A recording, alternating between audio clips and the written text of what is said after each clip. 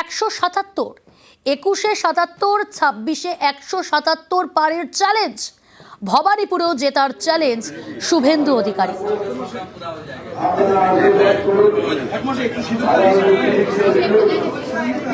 এবারে ভারতীয় জনতা পার্টির সরকার হচ্ছে 21-এ 77, এবারে 177 পার।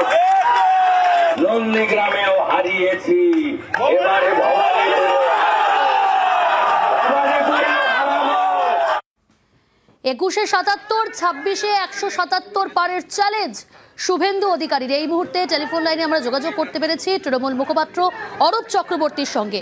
অরূপবাবু, নিউজ 18 বাংলায় আপনাকে স্বাগত। শুভেন্দু অধিকারীর টার্গেট বেঁধে দিলেন 177 পার, 21-এ 77 করেছেন, 26-এ 177 পার করবেন। একই সঙ্গে ভবানীপুরেও জেতার চ্যালেঞ্জ করলেন শুভেন্দু অধিকারী, কি বলবেন? দেখুন, মানুষ তো সাধারণত পড়াশোনায় এগিয়ে যায়।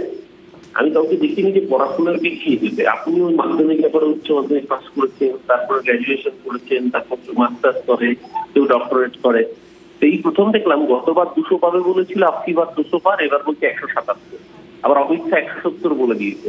মানে এরা নিজেরাও জানে যে এরা ক্লাসের ফেলতুরাম ছাত্র, তাই নিজেরাই নিজেদের বেঞ্চমার্ক কমিয়ে আনছে। তো যারা নিজেরাই জানে যে গতবারের থেকেও কম আসনে জেতার টার্গেট নিয়ে এগোচ্ছে, 200 টার্গেট করে যারা 77 পেয়েছিল, তাহলে 177 টার্গেট করে তারা 65 পাবে অঙ্কের নিয়মে। তাহলে এরা নিজেরাও জানে 50-এর বেশি আসনে জিততে গেলে ওদের হাল খারাপ হয়ে যাবে। সেখানে ভবানীপুর যেটা দেখুন, স্বপ্ন দেখতে তো কারোর কোনো সমস্যা নেই। দেশের সরকার এখনো স্বপ্ন দেখলে ইউএপিএ জারি করে না।